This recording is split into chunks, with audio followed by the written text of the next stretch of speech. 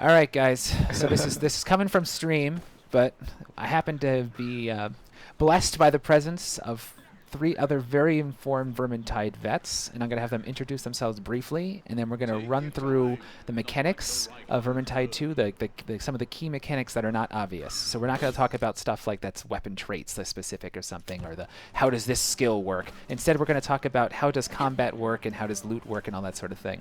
So if you want to know more about how Vermintide works, stay tuned. Okay, so Grim, introduce. Well, Grimmel Act. I've been playing VT1 since April 2016 it was, and Yep.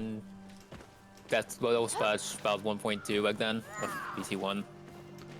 One of the first thing that I noticed when I started playing VT1 was how I discovered the bolt staff before everyone else, which led me to eventually, as it was extremely overpowered at the time, ended up bringing me all the way up to true soloing, being literally the first to post public true solo videos. And of true some soloing maps. means beating a map with no bots at all. Yes. So yeah, it brought me up, even though the weapon was incredibly overpowered.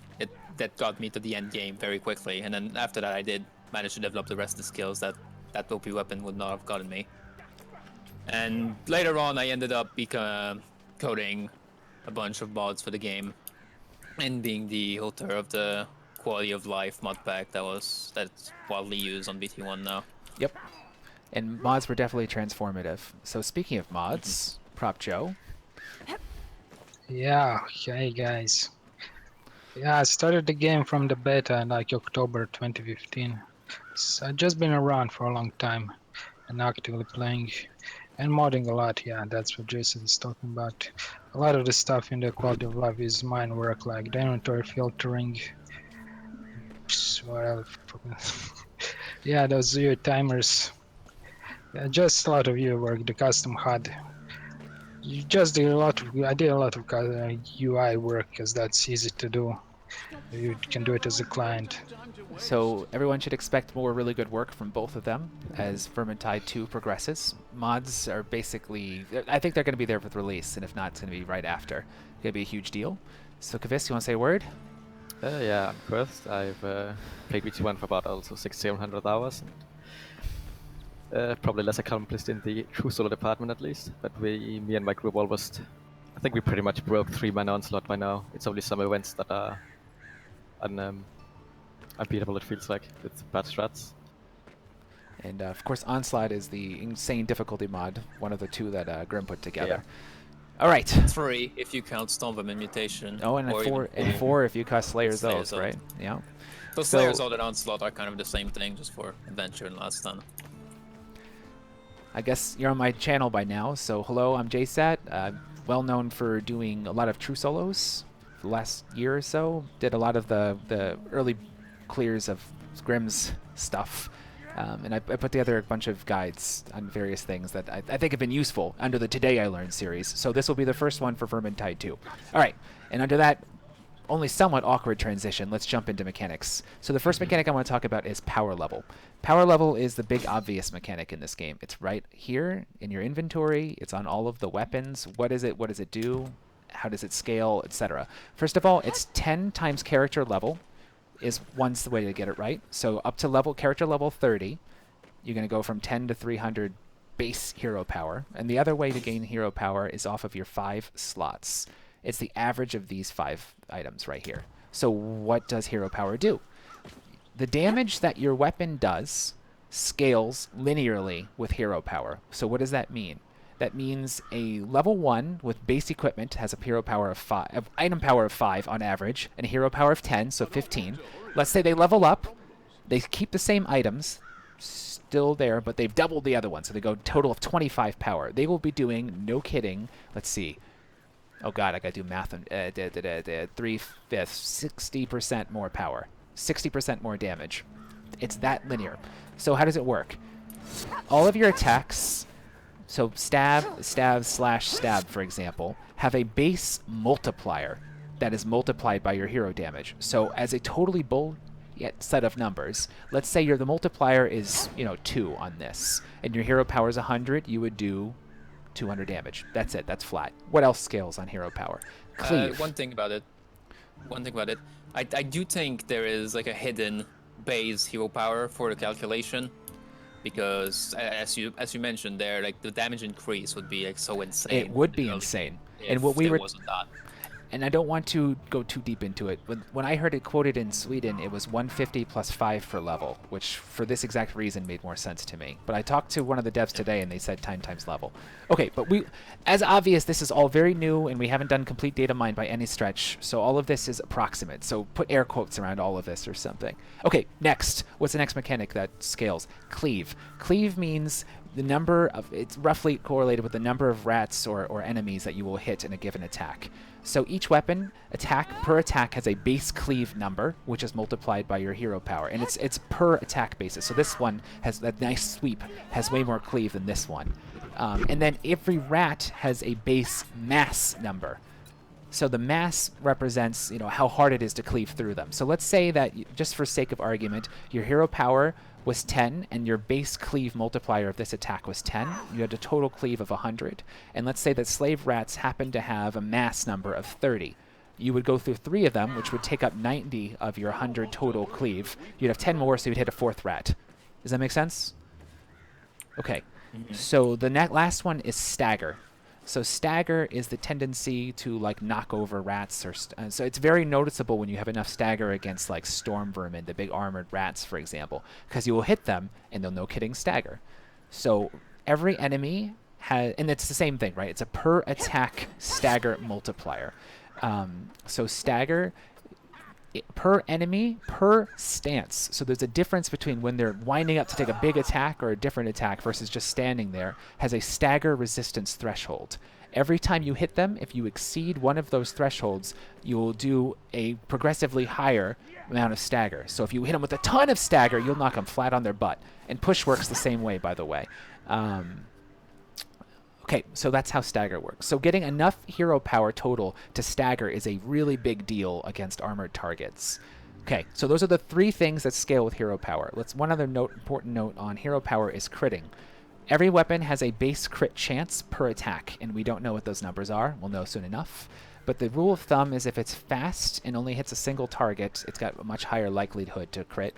They also have a crit multiplier. In other words, a per attack multiplier, maybe. I don't know about this one. This is spitballing a little bit. But every time you crit, your hero power gets multiplied by that number.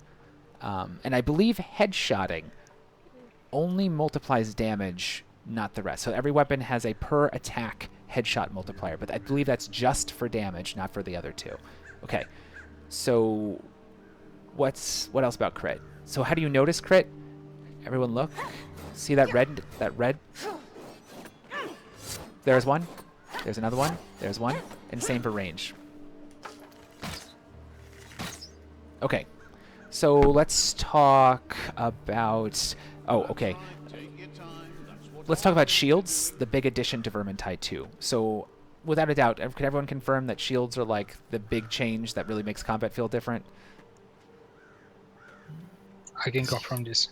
It's... For Skaven, yes, but the addition of chaos enemy types, I think, makes a big difference. Oh too. yeah, Chaos too. So in general, Chaos, for example, have much more health, and they have much more mass, which is why they're harder to control and to kill quickly, right? Because you can't cleave as much, and it takes more damage raw to kill them. So it's harder in 2 ways. But okay, so let's talk about shields for a second. There are 2 types of attacks. There are shield-breaking attacks and non-shield-breaking attacks. So every single attack with Spear, for example, those are all my light attacks. Here are my 2 heavy attacks, and my push stab. None of those will break. None of those will break a shield. The second hit on Glaive, the second charged attack, will break. If you have a weapon that's coded, that's for break, you hit a shield, other than the Storm Vermin's big metal shield, it breaks. That's it, period. There's 3 other ways to damage a shield user. The first is to just break their shield. The next is to get behind them. They will not block 360. Everyone who tells you that is wrong. And the next one is every time they go to attack, they open themselves up. So if you wait for them to start attacking and then shove a spear into them, you'll go right through the shield. And the last thing, the thing that most people do, is simply overwhelming the shield user. So the way that works, it uses the same stagger mechanic as from before. Every time you hit them, they block. They accumulate, the shield user accumulates some amount of stagger based on the amount of stagger you did. after you hit a certain amount of stagger, they will go open up. They'll stagger back, and you can just keep hitting them from there and don't let them recover. However, let's say you hit them twice and do almost enough stagger to open them up, but then leave them alone for maybe 3 seconds, something like that. We don't have the exact number, but maybe 3 seconds. All that work you did will go away. So every time you end up with like 3 clay storm vermin with shields right in front of you, and you hit one twice and you knock them back a little bit, but don't open them up, but then somebody else, one of the other ones steps forward and you start hitting them, and you almost open them up and they do it. That's why they feel invincible. You have to focus the same target, wait for them to open up, circle around them. Those are the only options. Okay, so any questions on shields, or did that all make sense? I'll add one thing to the shield thing, that if you have a fast weapon or a good dodge, you can stagger them and dodge behind them while just standing them in their frontal position, which makes it One easier. thing I've noticed is there's, at least with the shield storm vermin, hitting them seems to help them recover out of stagger, like actually successfully damaging them. Yes. That could be a Which mechanic. Interesting. Kind of annoying, honestly, because it makes it so like gangbang until they just fall over from way too much of it. Gangbang makes it harder to actually hit them. Interesting. And I When I wonder if manage like a people... shield vermin, one of the things I would do with the shield vermins is you hit them a bit, and then they stop attacking them, and they'll do this animation where they pass their sword over their face, and they're not blocking during that, and then I'll just switch to the blunderbuss and one-shot them when they're doing that. But if somebody else is taps gangbanging them... then they just keep staggering around while blocking. Very interesting. So that means if people are using light attack spam to try to fish for crits, because you want to fish for crits because crits have a significant increase to the amount of everything, right? Including stagger. So they'll do this to open up and overwhelm the shield. But if they do it and don't notice this rat opening up and they keep doing it, they could actually be forcing the rat to go put their shield back up, which is why it's taking so long to kill shield storm vermin. That's an awesome observation, Grim. We should definitely test that. So I'm going to put a link right here in the YouTube video, or at least you should look below in the comments section or the description. How about the description? I'll put the answer to that question as soon as I know. Okay, great. What else about shields? Okay, if anything else comes up about shields, bring it back up, because shields are going to be the biggest thing and the biggest headache for Vermintide 2 players, I think.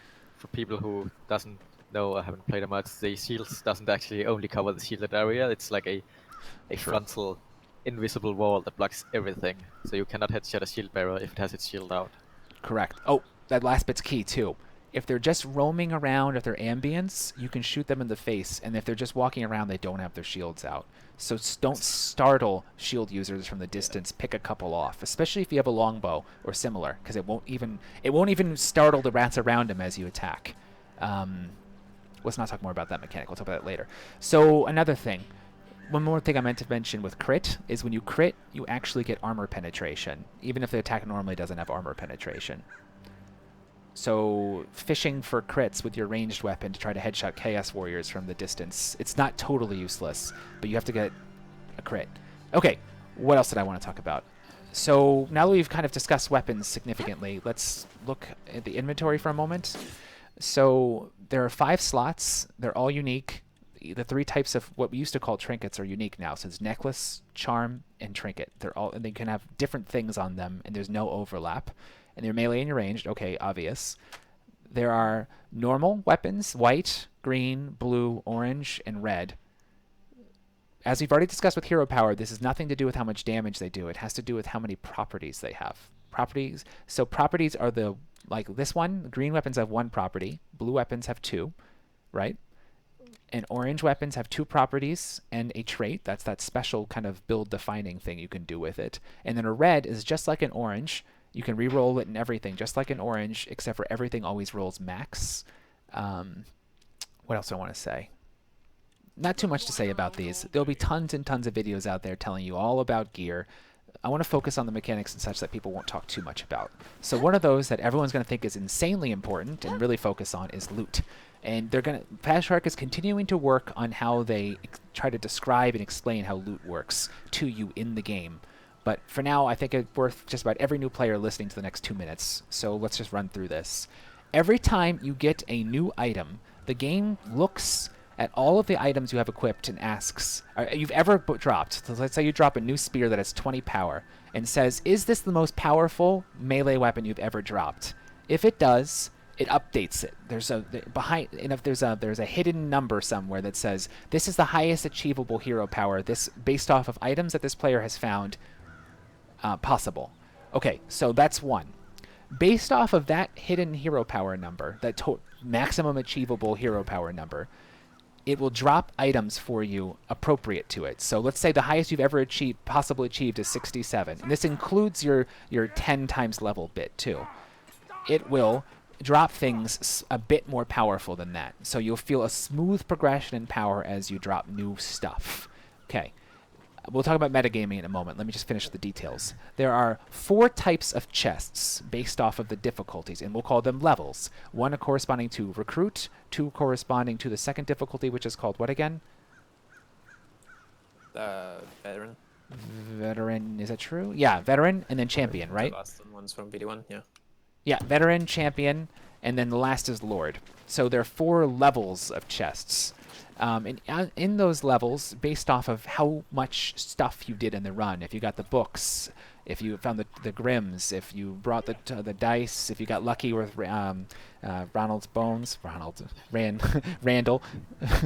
bone, that's Ronald. I'm sure it's not pronouncing that correctly at all. So some Vermintide lore guy's going to jump on me. But okay, the bottom line is, if you get lucky with those rolls and you have those stuff, you get a higher tier of chests in addition to the level. Right? So I think there's 5 tiers or 6. So let's talk about what that means. First of all, normal chests can only drop items up to hero power 100. Second of all, the next tier, which the name I've already forgotten again, help me. Veteran is only, I think it's 200. Don't quote me on the numbers. It's 200. I can confirm that. And I think champion is 300. So that means that if your theoretical max hero power you've already achieved is, 210, but you go back and run a normal mission to try because it's easy, you're not going to get any upgrades. Now, here's something else I want you guys to tell me if you've noticed. I think higher hero power stuff gives more shards when you break it. Is that true? Or am I making stuff up? It feels like it. I'm not sure about it. The Don't I quality feel seems like to give more they are shards. related to quality more That's- than Yeah, hero but I think power. I was Okay. like still always getting one single scrap for scrapping a white item. Okay, so I might have just made that up. Again, look down in the description, and I'll reference this moment, and I will give the correct answer to that as soon as I know. So don't worry about that too much. Okay, so if you have a high-level box, you can get a higher maximum hero power. What that means is, as you're running through normal and stuff, don't sit on all of your boxes forever. There's no point. Okay, what else? If the higher the hero power, the chest level and the chest tier, the more likely you get a higher tier weapon. So more likely to get a red or an orange or a blue than you would have otherwise. To the point where, depending on where the end balance is, what is it called? The highest, the tier 6 is called what? Emperors. Emperors. And whatever the tier 4 chest is, the level 4 chest is, the best possible chest is going to have a pretty significant chance of a red, whereas the chance of getting it in a champion level 1 is minuscule, right? But non-zero. Okay, what else? There's one more thing. The quality, the tier of item you can drop is actually gated by your level. So I don't believe you can drop greens until 5, blues until 10, oranges until 15, and reds until 20. All of those numbers are hand-wavy. I don't have that from data mining. I think it's 25 for reds. It And might that's currently selected hero level. Just Yes, exactly. That's something we'll discuss in a second. So we can talk about metagaming for just a second in that. So one other thing is you can transfer the item, the loot box you get, the chest, from one character to another, and when you open it, it'll still open based off of your theoretical max achieved hero power. So it doesn't. You don't have to grind every character the same way. You can play one character to 30, play it a while, get loot for it, and when you try a new character, you could go open a couple boxes, a couple Lord level boxes or something on another character, and just start with an absurd amount of hero power. Plus, these 3 slots, the necklace, the charm, and the trinket, are universals. So you're going to start with a pretty crazy amount of hero power. It's not like starting all over again. And if you're playing with your buddies, you could start on a higher difficulty too. Okay. Given all of that information, let's spend like 1 or 2 minutes talking about metagaming loot drops. So what do you guys think you're going to do with loot, with chess when it goes live on the 28th? I'm going to say Basically, so all of the I'll be waiting for a high enough level, basically about 15 to 20, to open most of it. No, not even most of it. Like, I'll be waiting as much as possible to open anything. I'll just be opening the minimum I need to gear myself up enough to progress through the difficulties, and always waiting to be able to get higher power and higher things out of everything. I'm gonna. That's I'm kind gonna. of how what So- it forces to do. Your I don't know, metagaming thing, just to be clear, is you're going to wait till around close to theoretical hero power of 100 to open your normal chest, for example. Pretty much. Okay. I think personally, I think it's rather to do that. I'd only save the level up chests since the scale like up to the highest tier with hero No, power. I thought hero level up chests are fixed at your hero power when you get them. I The, get the, power.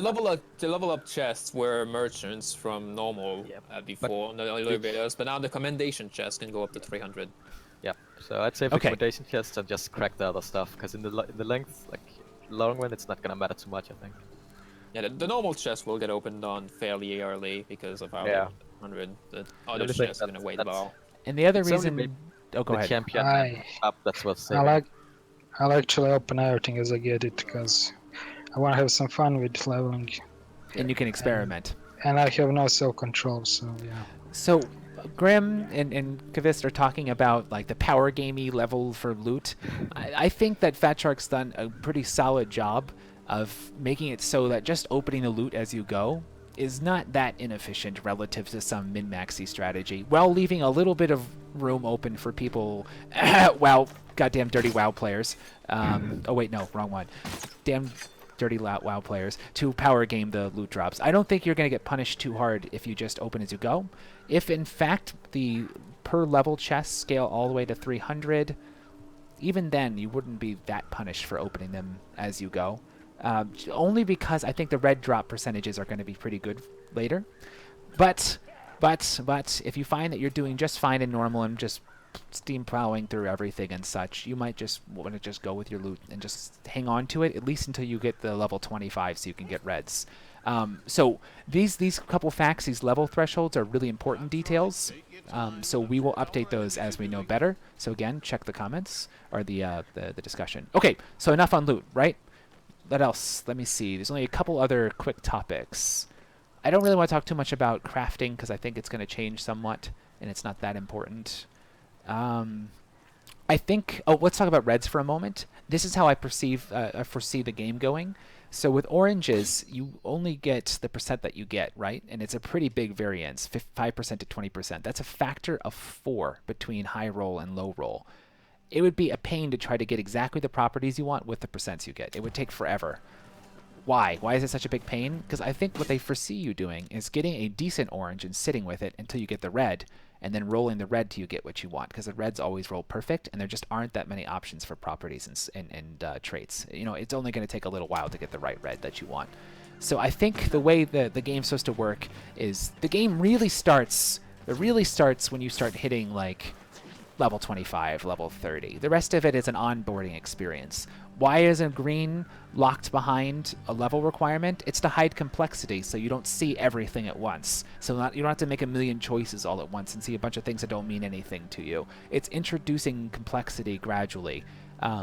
So, I don't know. I wouldn't worry too much about the stuff, and I don't think it's going to take that long to get to level 30 and to get the reds. And how long is that long? I think order of 20 hours or something like that.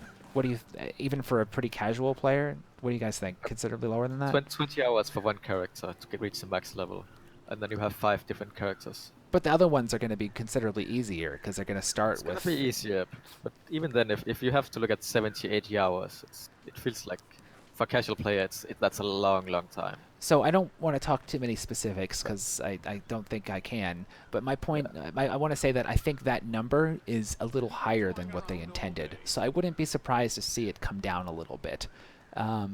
Okay, so it's not an incredible grindy game, and I think it's going to only get easier with time, just like we saw with Vermintide 2. Especially because there's going to be... I foresee complaints regarding the I have to waste my time leveling another character again kind of thing. But okay, I don't want to get too much into that. I'm just telling you in terms of your main character as you're starting the game, you're going to get to those reds sooner than you think, and then you're going to start getting near perfect gear pretty quickly, and it's not going to be that big of a deal. Okay, what else? Let's talk dodge for a second. So dodge, the mechanic is the same as in Vermintide 1, which is called the effective dodge count. So every weapon has a stat which says I can dodge this many times in a row before my dodge starts getting stinky. So it's 6, I think, or 5 or 6 for spear. After which I have to wait for a second, and then I can do it all over again. The amount of time you have to wait depends on how heavy the weapon is. So weapons that have small effective dodge counts also have to wait longer to dodge. So that's the difference between your mobile and your stationary type characters. Block has been changed. If you look carefully, and all of these weapons, up by the stamina in the top right of it, you'll see that shield with like an arc in front of it. So Elf, the spear, for example, is meant to be more defensive weapon, so it has a 180-degree angle, whereas the dual swords, it's like a 30 to 40-degree. It's like 45-degree angle, maybe a little higher. That's more than that, actually. It's probably like 80. Okay, the point is that that number can be improved. If you block something that's facing you, it's it's full stamina cost, and if it's not in that effective block arc, I guess we could call it, it costs double stamina. Is that correct? Anything else on that? Yeah, it's double stamina out of the angle. Okay, and let's see what else. Hero power's done, crit's done, items done, loot's done, crafting's done. Difficulties, what scales with difficulty? Number of spawns HP, how hard it is to cleave through them, how much of a stagger you need to stagger them, how much damage they do. So a lot scales now. What else? Anything else on that? I would also anticipate that sometime in the next couple weeks, if that events will scale, the intensity of events will scale, like how much spawns based on difficulty. Guys, I think I'm coming to the end. Is there anything important that I missed? Oh, everyone has a push stab now. And it's pretty effective slash. against... Yeah, sure. Push slash, depending on the weapon. So when you push, it has it'll has a high stagger number. And unlike trying to cleave through enemies, where you have to hit every enemy in a row to keep cleaving, push is a bubble around you. I think it's... Can anyone confirm if push is still 360, or if it's only your effective... It's 360, but if you push stuff outside of your effective push block angle, it costs more, just like blocking.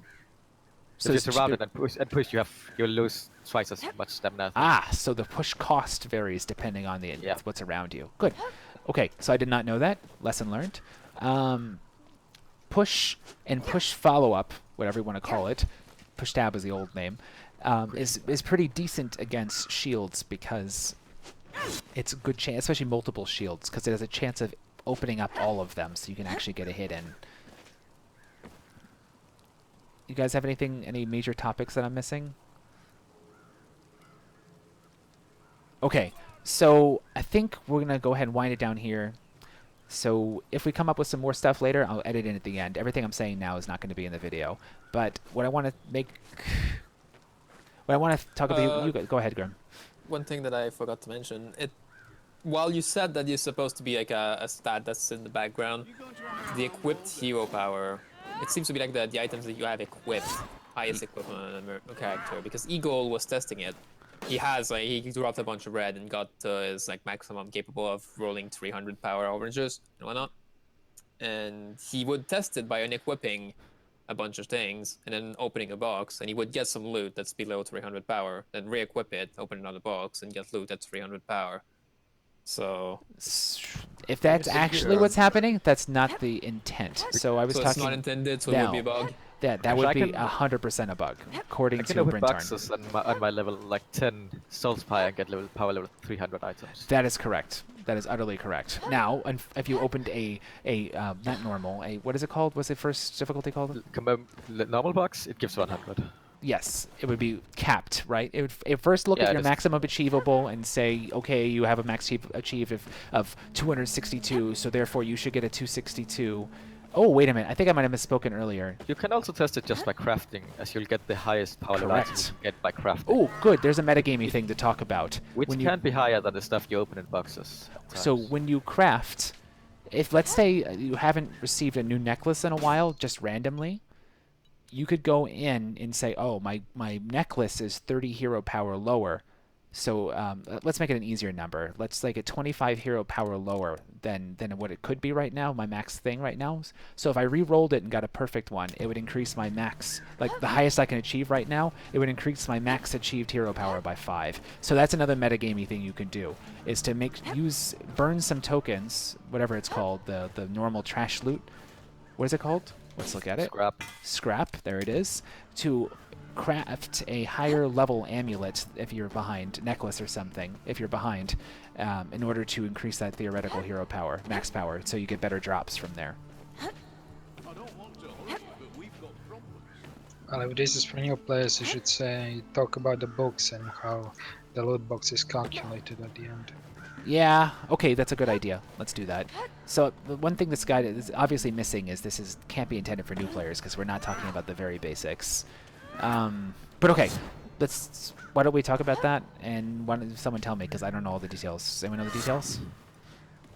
I think the details are subject to change, as they just Absolutely changed it, like recently, today earlier. So. Okay, we can at least put a brief interjection in there, right? Didn't I mention that with the bones and everything? And the number of tomes, the number of grims? I don't know. Let's not... But okay, let's just do it for 2 seconds. So the amount... At the end of any victory, you're going to get loot.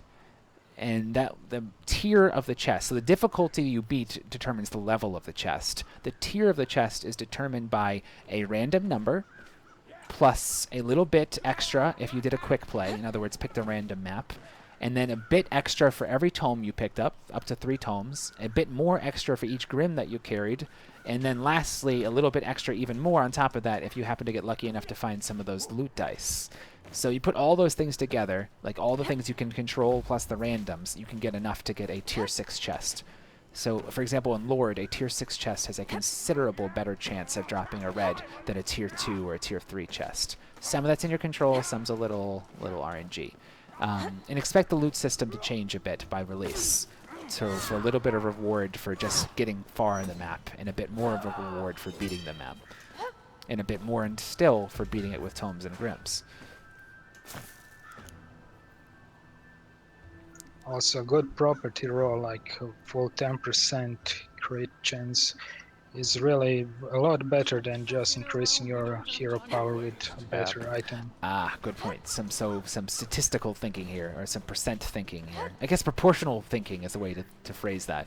So what Prop Joe's talking about, for example, let's say you have no other attack speed things plus attack speed right now, and you have a spear that has a hero power of 50, it has 10% attack speed, and you have another one that has a hero power of 100, and no 10% attack speed. And your average item hero power, other than that, is 100, right? So, in your level 10. I know it's a lot of numbers, right? This is getting kind of complicated. But in that example, if you had one spear equipped, the 100 one, you'd have a total hero power of 200. 100 from your level, 10 times your level, so that's 100, plus 100 for the average item level. If you equip the other one with 50, you'd have 450 over 5, which is 90, so 190 hero power, right? A 5% decrease. Whereas a 10% attack speed is 10% multiplicative damage on some weapons. So there's a real question here, a real trade-off question. Is 10% worth it, more damage worth it, or is it 5% more worth it when you have a little bit more cleave and a little bit more interrupt? And for slow rate of fire weapons like the Blunderfuss, attack speed doesn't matter very much. So it can be a trade-off question, and the number might not be obvious. My rule of thumb is going to be that Prop Joe's correct, that 10% attack speed is worth more than another 30 or 40 hero power while you're leveling up. In the late game, you're going to have to do it by feel, and we're going to do some spreadsheet heroes eventually, but for now, probably just do it by feel. I don't have a better answer for you. Okay, I want to talk about one more thing. That's true. There's one more thing I want to talk about, and then we'll play a game. So the last thing I want to talk about is, okay, so JSAT, I just started the game, and I can't tell what the hell is going on, and you're telling me there's all of these mechanics, and yet I don't see any evidence for it in the game, right? Like, I play the game, and I don't know any of this. Okay. You can design a mechanic to be easily explainable, or you can design a mechanic so that it feels good. You have to optimize around one of those two things. And these developers clearly went, Fat Shark, with the idea of making it feel right first, and then making it explicable, explainable second. And I think that's okay, because I think a lot of these mechanics are pretty intuitive. Anyone who's played a video game has an idea what a crit does, right? More damage. And every time you crit in this game with a slashing weapon, it's really obvious you hit more rats. So from that, you can kind of figure out what Cleave's going on with. So there's only two real mechanics that are a little hard to understand, I think, based off of just in-game feedback. One is armor, and two is shields. Everything else, I think, is pretty simple. Like, you can get a sense for what's happening and have a pretty correct intuition of it just based off of general gaming experience and in-game feedback. So armor, there are two types of attacks. Attacks that have armor penetration and those that don't. Those that don't require a headshot to do any damage, and it's generally pretty low except for Executioner's Sword. And other weapons require, and you basically have to switch it and do a different type of attack that has armor penetration. Typically, charged attacks are the ones that do armor penetration. And we already talked about how shields work. So those are the two things. Now, in the game now, they have a new mechanic that has a little shield pop up when you hit armor and do no damage. That's what that means. So like the one Chaos dude with the big helmet, and you shoot him in the gun with in the head, and you say, "What the hell? I didn't kill him." Okay, that's because he has armor there, and you didn't do any damage. He's got armor right on his head. And the other thing is shields, and we already discussed that to death. So why don't we call it here and get to gaming? Yep, I managed to roll a necklace with 30% extra healing received and switch from the talent that